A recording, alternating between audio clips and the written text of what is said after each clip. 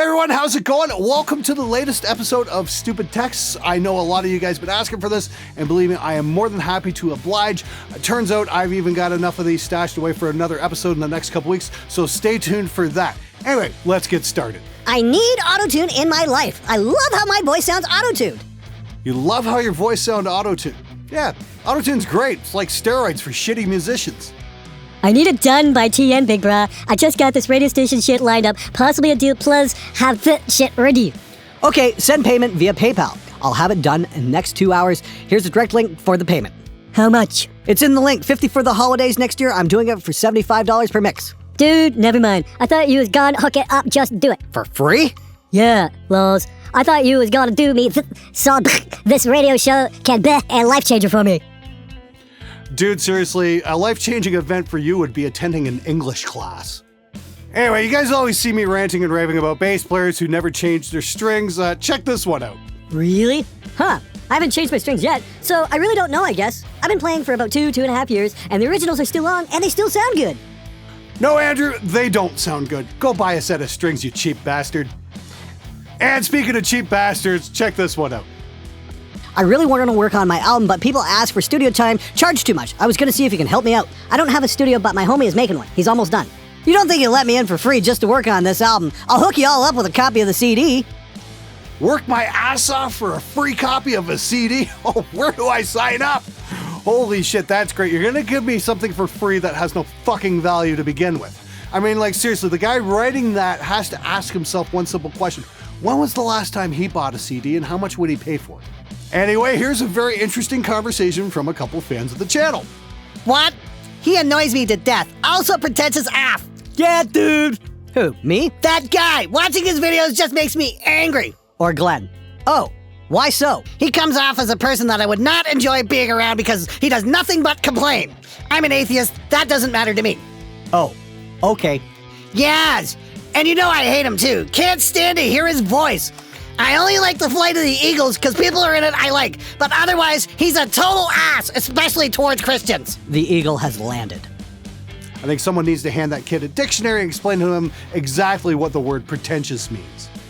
Anyway, I've been going on for ages about how musicians will do pretty much anything but give you the actual money in their pockets when it comes to goods and services. Here's proof. Would you do a 420 trade for the hi-hat stand? 420, as in weed? Weed. Also have glass pieces. No thanks.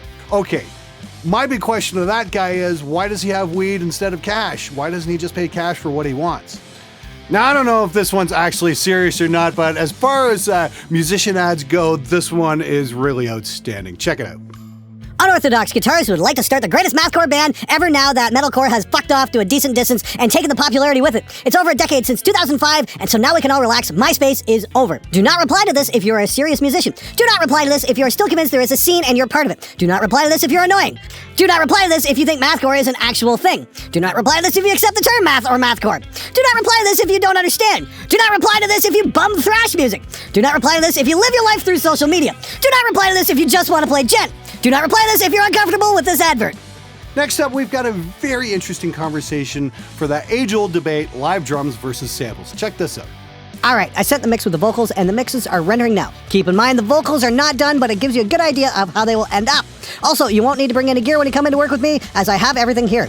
And it's all set. Like no amps or drums? Nothing at all. I program all my tones customized to the sound that each band wants. I have everything we need. The only thing is if you want to bring your own guitars to use. However, I have a few that will sound wonderful on any tracks you guys use. And as for drums, use programmed Steven Slate drums. It's 100% customizable for the drummer, and opposed to needing to mix his own, possibly untuned and cheaper kit, he'll be able to build his own from a huge database of sounds. It makes the end product sound way tighter, and it's a common industry practice. So it's an electronic kit. No, an electronic kit are synthetic sounds created by a computer. This is basically a library of pre-recorded pieces of kits that you'll be able to customize into your own kit.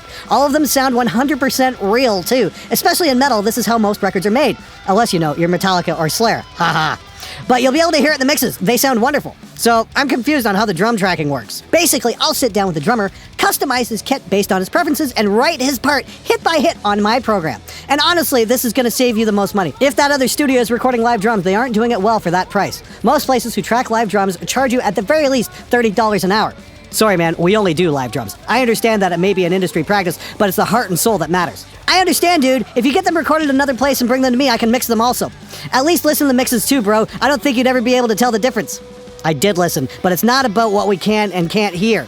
I like records because there's live performance, not about the sound, it's about the physical playing that was put into it. Yeah, I know what you mean, man. It's a difference in thought. There will always be people who want live everything, but the way I see it, recording music is supposed to be a production and an orchestration. It's supposed to make you sound better than you ever could live. That can involve using programming to your advantage, and it doesn't mean you're being lazy or lacking soul of the music. It's just about the ending mix sounding as great as possible. It's cool though, dude. I know how you feel. Music recording is supposed to capture the best performance possible. I won't argue with that, but the performance isn't always in the physical playing. There are a lot of genres of music that often use the same sort of techniques. It doesn't make them lesser for doing so. It's just a method of attack. Also, don't think I'm begging, man. I totally understand. At this point, I'm just discussing. Wow, I gotta say, that guy really lays on the bullshit pretty thick. Slate drums sound 100% real? Oh, come on, let's get serious here. Slate drums are outstanding for being samples, but they still sound like samples. Doesn't matter what kind of fairy dust you sprinkle on them, they're still samples. They're not gonna sound anything like a real drummer. And for the record, you do not have to be Metallica or Slayer to record drums in an independent recording. Check this out.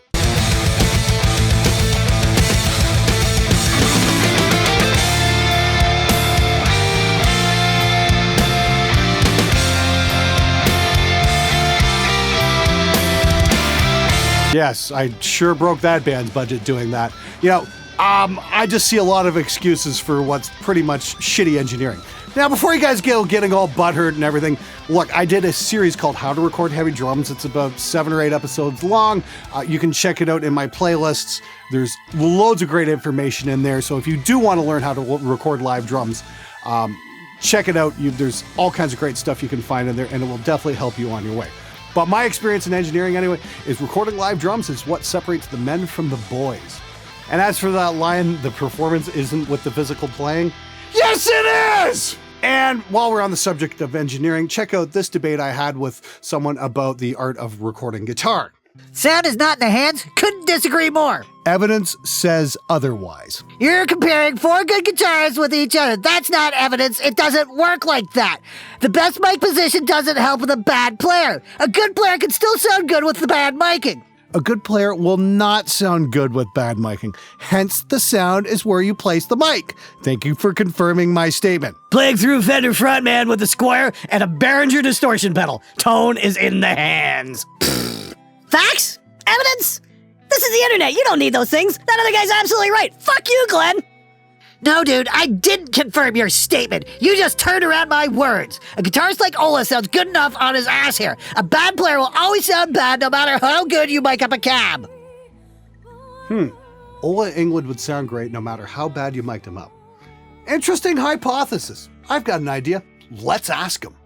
So, some kid tried telling me that you in particular would sound great no matter how bad the miking. How do you think this'll sound? Ha ha ha ha! People suck. Yeah, I would probably sound like ass with that miking. You should mic up the side of the cab. See how awesome that sounds. Where the handle is could be the sweet spot. Glenn, I have a business proposal. Let's release a cab impulse pack. The Mesa oversized 4x12 handle pack. Different microphones on the handle, straight, angled, you name it. Even with the Fredman technique, I think it will be a great product. I'm in. Cha-ching! I'll take 90%, but I'll wear your shirt in the video. With your name on it, we'll make millions. I mean, the exposure will be worth so much. All right, I need to sleep now before I start saying stupid things. Have a blast of an evening. Well, there you have it from the man himself. Take it from me, kids. Learn how to mic an amp. It's a valuable skill worth learning. Anyway, that's it for this episode of Stupid Text. Thank you so much for watching. If you like the series, please hit that subscribe button. It means the world to me. And please keep those stupid texts coming towards me at the Spectre Media Facebook page. I'm out of here. I'll see you next time.